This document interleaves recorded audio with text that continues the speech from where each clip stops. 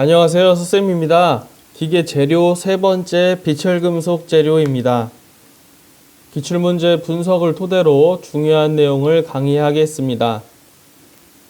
비철금속이라고 하면 금속 재료 중에서 철이 아닌 재료를 비철금속이라고 합니다. 일반적으로 기계에서는 철강 재료를 가장 많이 사용하는데 그 밖에도 철이 아닌 금속 재료, 구리나 알루미늄 또는 티타늄, 마그네슘 이런 종류의 재료들을 사용하죠. 그래서 이런 종류의 재료, 철이 아닌 재료를 비철금속이라고 합니다. 여러 가지 비철금속 재료 중 많이 사용하는 비철금속 재료들을 보도록 하겠습니다. 첫 번째로 구리와 그 합금입니다. 일반적으로 구리의 성질이 기출문제에 많이 출제가 됩니다. 구리는 비자성체라고 해서 자석에 붙지가 않습니다. 그리고 은 다음으로 열전도나 전기전도도가 높아서 전선 등으로 많이 사용하죠. 그리고 색깔은 담적색, 검붉은색이라고도 하죠. 그래서 담적색의 금속으로 산화가 되면 검은색으로 산화가 됩니다. 그리고 전연성과 가공성이 좋아서 판재나 선 그리고 봉으로 많이 사용합니다. 그리고 물에는 거의 산화가 되지 않고 소금물에는 빨리 부식이 되고 염산에서는 서서히 용해되는 이러한 특징들이 있습니다. 그래서 구리의 기본적인 특징은 반드시 알고 계시길 바랍니다.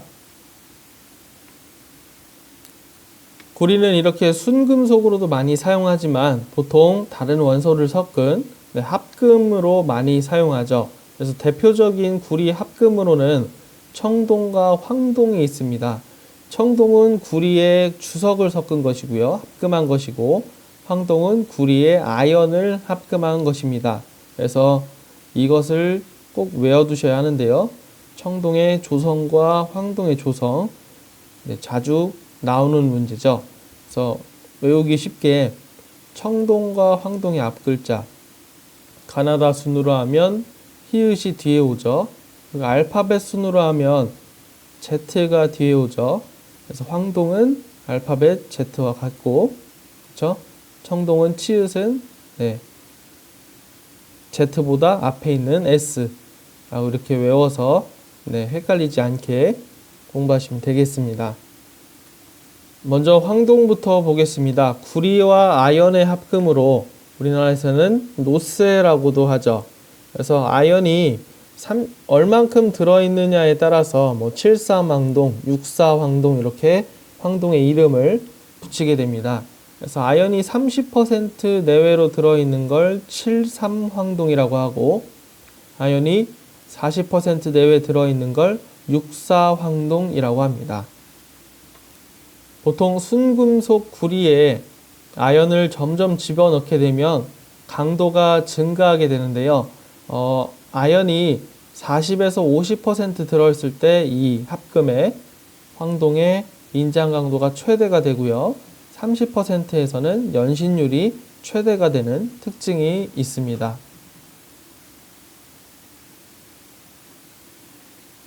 그래서 아까 말씀드렸던 아연이 30% 합금되어 있는 황동을 7,3황동이라고 하고요.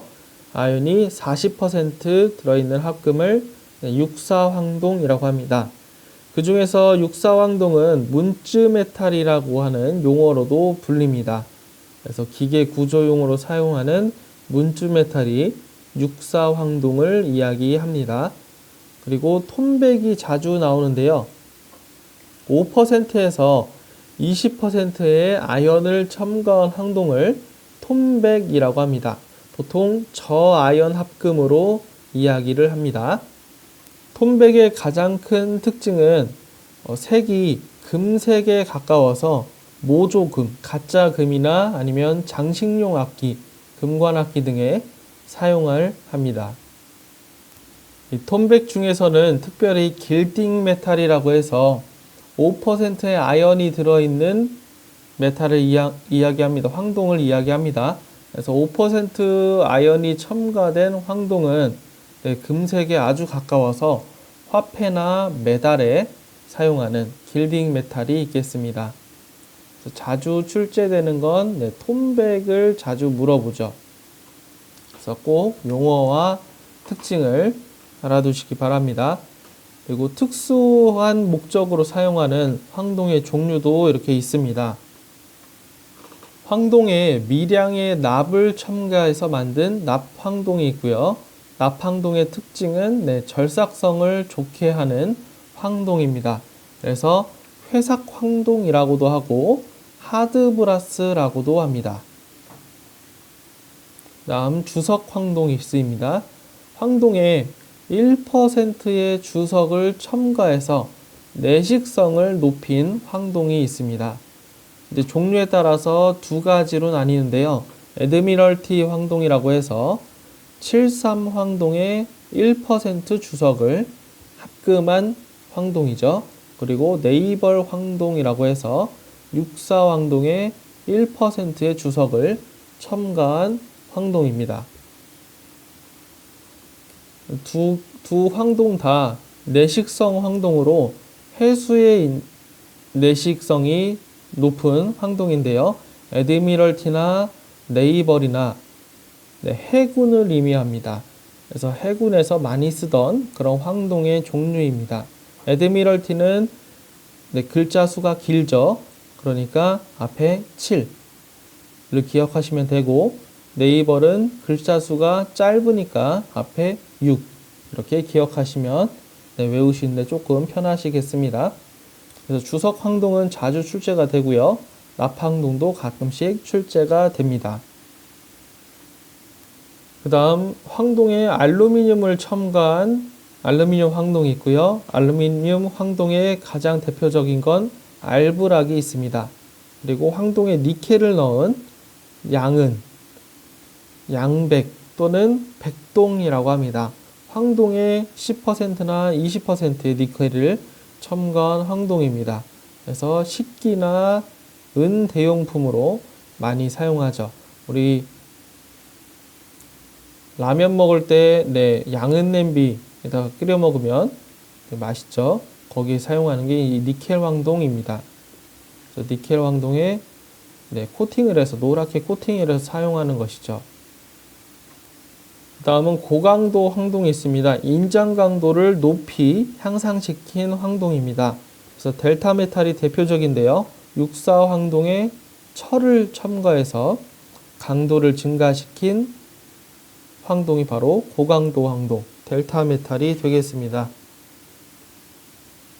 그 다음은 청동입니다. 청동은 구리에 주석을 합금시킨 구리의 합금이죠. 구리 합금이죠. 근데 넓은 의미에선 황동이 아닌 모든 동들을 청동이라고 합니다. 그래서 기본적으로 조성을 꼭 알고 계시면 되겠고요. 청동의 종류를 보겠습니다. 그래서 포금이라고 해서 대포에 많이 쓰이던 청동이죠. 건메탈이라고 합니다. 기본적으로 8에서 12% 주석이 들어간 청동에 아연을 소량 첨가한 것이죠. 그래서 내해수성, 바닷물에 대한 내식성이 좋고 그리고 증기압에도 견딜 수 있는 그런 특징이 있습니다. 다음 베어링 청동, 베어링 청동이 많이 사용하죠. 그 중에서 대표적으로 켈밋이 있습니다. 켈밋은 청동에 다량의 납을 첨가한 청동으로서 고속 회전하는 베어링에 많이 사용합니다. 켈밋의 특징 꼭 알아두시고요. 다음 특수 목적으로 사용하는 청동을 한번 보겠습니다. 인청동은 청동에 인을 첨가한 것이죠. 청동의 탈산제로 역할을 하는 1% 이하의 인을 첨가한 청동이 바로 인청동입니다. 그래서 유동성이 높아지고 내식성이 좋아지는 그런 특징이 있습니다. 다음 베릴륨 청동은 2에서 3%의 베릴륨을 첨가한 청동입니다. 그래서 구리 합금 중에서 가장 강도와 경도가 큰 특징이 있습니다. 그래서 이 특징을 물어보는 문제의 유형들이 자주 출제가 됩니다. 그래서 피로한도나 아니면 내식 내열성이 모두 우수해서 고급 부품으로 많이 사용을 하죠. 그래서 베릴륨 충동이 중요하고요. 그리고 인청동도 가끔씩 물어보는 문제가 출제가 됩니다. 그래서 구리합금의 성질과 그리고 구리, 순금속의 성질을 봤고요. 그에 따른 종류들을 한 번씩 봤습니다. 다음은 알루미늄입니다. 알루미늄의 색깔은 은백색으로 그리고 연성이 좋은 특징이 있죠. 근데 순 알루미늄으로는 구조물에 사용하지 않습니다. 강도와 경도가 조금 떨어지기 때문에 순 알루미늄 자체로는 구조물로 사용하지 않습니다. 구조물로 사용하려면 알루미늄 합금을 사용해야겠죠. 그리고 알루미늄의 기본적인 특징은 비중이 2.74로 경량금속이라고 하죠. 가벼워서 자동차나 항공기에 경량화 재료로 많이 사용을 합니다. 그리고 전연성이 우수하고 전성은 펴지는 성질, 연성은 늘어나는 성질, 그리고 용접성과 가공이 용이한 특징이 있습니다. 그리고 용융점이 660도로 주조를 할 때 용이하고요. 그리고 내식성이 크고 산화가 잘 되지 않죠. 그리고 전기와 열의 양도체, 전기도 통할 수 있고 열도 통할 수 있는, 그래서 송전선으로 사용하는 그런 특징이 있습니다. 알루미늄의 합금도 여러 가지 종류들이 있는데요. 알루미늄의 합금은 목적에 따라서 주로 3가지 정도로 나눌 수 있습니다. 주물로 사용하는, 주조할 때 쓰는 주물로 사용하는 알루미늄 합금의 종류가 있고요. 그리고 강도를 높인 고강도 알루미늄 합금, 그리고 내열성 알루미늄, 내식 내열성 알루미늄 합금, 이런 것들이 있습니다. 그래서 목적에 별로 한 번씩 종류를 살펴보겠습니다. 첫 번째로 주물용 알루미늄 합금을 보겠습니다. 주조할 때 많이 사용하는 합금이죠. 그래서 실루민이 대표적이고요. 알루미늄 실리콘이라고 해서 실루민이라고 합니다. 그래서 11%에서 14% 정도의 규소, 실리콘을 함유하는 알루미늄 합금이죠. 얘의 특징은 유동성이 좋아지고 용융금속이 잘 흐른다는 얘기죠. 그리고 용융점이 낮아지고 녹는 점이 낮아져서 온도를 높이기 쉽다는 얘기입니다. 그래서 주물에 사용하는 가장 대표적인 실루민이 있고요. 실루민의 단점을 조금 보완시킨 것이 라우탈입니다. 그래서 실루민이라면 알루미늄 실리콘인데 여기에 구리를 더 섞어서 알루미늄 구리 실리콘계 합금이죠. 그래서 실루민의 단점인 가공 표면이 거친 것을 제거하는 특징이 있습니다. 그리고 내열용 알루미늄 합금이라고 해서 열에 잘 견디는 알루미늄 합금이 있죠. 얘는 2가지가 있는데요. 로엑스와 Y 합금이 있습니다. 그래서 Y 합금의 조성을 꼭 알아두실 필요가 있습니다. 조성을 물어보는 문제도 출제가 되고요. 그래서 앞에 자를 따서 R9니마, R9니마 이렇게 외우시면 편리하겠습니다. 그래서 시효경화성이라고 해서 열 처리를 한 다음에 시간을 보내게 되면 단단해지는 특징이 시효경화죠. 시효경화성이 있고 그리고 고온 강도가 우수한 특징이 있어서 엔진에 사용하는 항공기관이죠. 연자는 빼겠습니다. 그래서 엔진에 사용하는 가장 대표적인 합금입니다. 로엑스도 내열용 합금인데요. 조성에 어떤 원소들이 들어가는지를 꼭 확인해 주시길 바랍니다. 그래서 규소, 실리콘, 구리, 마그네슘, 니켈. 그래서 로엑스의 조성도 꼭 확인해 주시길 바랍니다.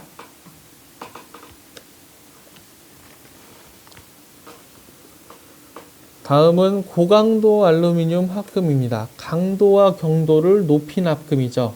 그래서 항공기 몸체에 많이 사용하는데요. 대표적으로 두랄루민이 있습니다. 그래서 두랄루민의 표준 조성은 외워두셔도 많이 사용할 수가 있습니다. 4%의 구리, 0.5%의 마그네슘, 그리고 0.5%의 망가니즈, 0.5%의 실리콘, 나머지는 다 알루미늄. 그래서 알루미늄, 구리, 마그네슘계 합금입니다. CO 경화라고 하는 열 처리에서 강도가 증가하게 되죠. 안에 석출물이 생기게 돼서 강도가 증가하게 되는데요. 이걸 이용해서 고강도의 알루미늄 합금을 만들 수가 있게 됩니다. 그래서 두랄루민을 계량시킨 것이, 마그네슘을 조금 더 증가시켜서 계량시킨 것이 초두랄루민입니다. 그래서 인장 강도가 490MPa 이상입니다. 보통 미아나이트 주철이, 강도가 높다고 하는 미아나이트 주철이 400MPa 정도 되는데 그것보다 더 높은 강도를 가지고 있죠. 이거보다 더 강도를 높인 것이 초강두랄루민 또는 초초두랄루민이라고 합니다. 그래서 알루미늄, 아연, 망가니즈, 마그네슘계라고 하고요. 그래서 인장 강도가 530MPa 정도에서 항공기 구조용으로 많이 사용하는 재료입니다. 그 다음은 내식성 알루미늄 합금입니다. 부식에 잘 견디는 알루미늄 합금의 종류들인데요. 여러 가지 종류가 있습니다. 그래서 알루미늄에 어떤 원소가 첨가되었느냐에 따라서 부르는 이름들이 조금씩 달라지게 됩니다. 알루미늄에 마그네슘을 집어넣어서 내식성을 높였다라고 하면 하이드로날륨, 그리고 알루미늄에 망가니즈를 넣었다라고 하면 알민. 그래서 용접성이나 가공성이 우수해지는 특징이 있고요. 그리고 알루미늄에 규소와 마그네슘을 집어넣어서 전기 전도율을 높인 특징이 있는 알루미늄 합금이 알들이고요. 그리고 알클레드는 두랄루민의 내식성을 향상시키기 위해서 두랄루민 겉에 순수한 알루미늄을 피복한 재료입니다. 덮은 재료입니다. 두랄루민은 내식성이 조금 떨어져서 부식이 되는 단점이 있는데요. 이걸 극복하기 위해서 두랄루민 겉에 얇게 순 알루미늄을 피복해 주는 거죠. 그래서 복합 재료에 해당하는 그러한 재료입니다. 그래서 시험 문제는 알클레드가 자주 나오므로 알클레드 꼭 알아두시길 바랍니다. 여기까지 이제 알루미늄에 대해서 보았고요. 순 알루미늄의 특징과 그리고 알루미늄 합금, 고강도 알루미늄, 내식성 알루미늄, 주물용 알루미늄 합금, 이런 합금들의 종류들을 살펴보았습니다. 다음은 니켈입니다. 니켈은 직접적으로 나오는 것은 아니고 기출문제에서는 보기에 대한 내용으로 많이 출제가 되죠. 그래서 니켈은 은백색의 금속으로 비중은 8.9고요. 용융점은 1455도입니다. 보통 순금속으로 쓰진 않고 합금을 해서 많이 사용하게 되죠. 그래서 합금의 종류를 한번 보겠습니다. 그 중에서 펌얼로이 한번 보겠습니다. 니켈과 철이 들어간 합금이죠. 투자유리라고 해서 전기가 잘 통하는 그런 특징이 있고요. 그래서 자기 재료로 많이 사용합니다. 죄송합니다. 투자율을 자력이 높아서 자석 재료로 많이 사용하죠. 투자율이라고 하면 자기장 선이 통과하는 비율을 이야기합니다. 그 다음에 열전대선이라고 해서 높은 온도에 사용하는 온도계를 열전대라고 합니다. 보통 1000도씨 이상까지 사용할 수 있죠. 그래서 니켈 크롬계 합금이나 니켈 구리계 합금을 열전대 선으로 사용하는데요. 콘스탄탄이 있습니다. 철과 콘스탄탄 두 개를 이용해서 800도씨 이하의 높은 온도에서는 사용할 수 있고요. 클로멜과 알루멜은 1200도씨까지 사용할 수가 있습니다. 또는 백금과 로듐을 이용해서 1600도씨까지 온도를 사용할 수 있는, 이 온도를 측정할 수 있는 그런 측정기를 열전대라고 하고, 거기에 사용하는 금속 재료들, 비철 금속 재료들을 한번 정리를 해 보았습니다. 보통 열전대는 이렇게 생겼죠. 그래서 여기 앞에 들어가는 이 측정 재료가 크로멜과 알루멜 또는 백금, 로듐 이렇게 해서 짝지어진 한 쌍의 금속 선이 이렇게 들어가 있습니다. 그래서 가장 많이 사용하는 구리와 구리 합금, 알루미늄과 알루미늄 합금, 그리고 니켈 합금들을 살펴보았고요. 다음은 그 밖의 비철 금속 재료입니다. 마그네슘은 은백색을 띠고 비중이 1.74로 실용금속 중, 실용금속이라고 하면 일상생활에서 많이 사용하는 금속을 이야기합니다. 실용금속에는 철, 구리, 니켈, 마그네슘, 알루미늄 이런 것들이 있고요. 그 중에서 가장 가벼운 게 바로 이 마그네슘이죠. 그리고 용융점은 650도시고요. 그래서 핸드폰 케이스에 많이 사용하는 합금이 바로 마그네슘 합금이고, 우주 항공 재료도 많이 사용하는 합금이 마그네슘 합금입니다. 다음 티타늄 합금을 보겠습니다. 비중은 4.5이고요. 비중은 4.5인데 강도가 매우 큽니다. 그래서 비중에 비한 강도가 매우 커서 비강도라는 이야기를 합니다. 티타늄은 이 비강도가 가장 크다고 할 수 있겠습니다. 비중에 비한 강도죠. 그래서 비강도가 가장 크다. 강도가 크다라는 얘기는 같은 무게로 봤을 때 강도가 티타늄이 더 높다는 이야기입니다. 그리고 강도가 높고 내식성이 우수해서 부식이 잘 되지 않고요. 인체에도 부식이 일어나지 않아서 인체, 인공뼈 또는 임플란트에 많이 사용하는 티타늄 합금이 되겠습니다. 그리고 텅스텐과 텅스텐 합금은 텅스텐 자체의 용융점은 3400도씨입니다. 그래서 금속 원소 중에서 인장 강도가 가장 크고 용융점이 가장 높죠. 그래서 텅스텐 합금은 녹는 점을 높이는 그런 특징이 있습니다. 그래서 필라멘트, 전구의 필라멘트로 많이 사용을 했습니다. 추가적으로 베어링용 합금, 베어링에 많이 사용하는 합금들을 조금 정리를 해봤는데요. 그래서 화이트 메탈이라고 해서 기본적으로 많이 사용하는 베어링이 있고요. 그 밑에 화이트 메탈은 주석이 합금되어 있는 화이트 메탈이 있고 납이 합금되어 있는 화이트 메탈이 있습니다. 그래서 주석계 화이트 메탈의 대표적인 베어링 재료는 베빈 메탈이 대표적이고요. 납계 화이트 메탈의 대표적인 건 루기 메탈, 반 메탈 이런 것들이 있습니다. 명칭 정도만 알고 계시면 되겠습니다. 그리고 아까 청동할 때 말씀드렸던 켈밋, 그리고 함유 베어링이라고 해서 구멍이 많이 뚫린 다공질 재료에 윤활유를 흡수시켜서 윤활유 공급이 없이도 베어링, 마찰이 없이 잘 돌아갈 수 있는 그런 베어링을 함유 베어링, 기름이 들어있는 베어링 또는 오일리스, 기름이 필요 없는 베어링이라고 합니다.